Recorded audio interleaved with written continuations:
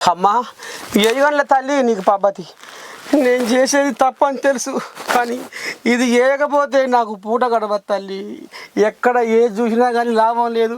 ఇండ్లల్లో జ్వరం పడితే ఇరగదంతూరు, పోలీస్ స్టేషన్లలో అత్తగారి ఇంటికి పోయి చిప్పకూడు తినవలసి వస్తుంది. అందుకనే ఇక నేను తట్టుకోలేక నీ కాడికి వచ్చిన తల్లి. నువ్వేమనుకోకు తల్లి అని ఒక దొంగ బచ్చబాజు కాడు ఒక దేవత కాడికి వచ్చి ఏం చేసిండో చూడు ఉద్దారకం.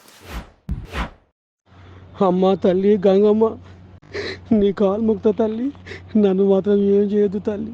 నేను నీ కాడికి వచ్చింది నీ మీద ప్రేమతోటి, నీ మీద అభిమానంతో నీ కాలు ముగ్గుదామని. ఇక అట్లా వచ్చింది అనుకునేవు తల్లి. కాదు కాదు, నా ఇంట్లో నాకు పరిస్థితి బాగలేదు. నా పిల్లలు నాకు తాగుతందుకు పైసలు ఇస్తలేదు తల్లి.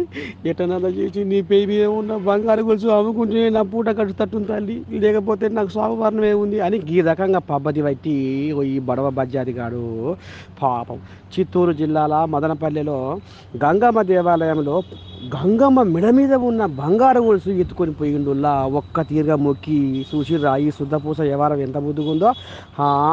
అంటే మరి తల్లి మీద భక్తితోట, లేకపోతే మరి దొంగతనం చేసినాక తల్లి శిక్షిస్తుందో ఏమో, చంపుతుందో ఏమో అని ఈ రకంగా గంగమ్మని నన్ను క్షమించు తల్లి, నన్ను క్షమించు తల్లి, నేను మాత్రం దొంగతనం చేస్తున్నా, అది నీ బంగారు గొలుసే ఎత్తుకపోతున్న తల్లి అన్నట్టుగా ఇట్లా చేసి ఈ దొంగ దగులుబాజీగాడు తాగుతందుకు అమ్మవారి బంగారు గొలుసుని అమ్ముకుండుల్లా. ఈయన ఇంట్లో పీరిగెల్లా. ఇక చూడు ఎంత ముద్దుగుందో భాగవతం వింది.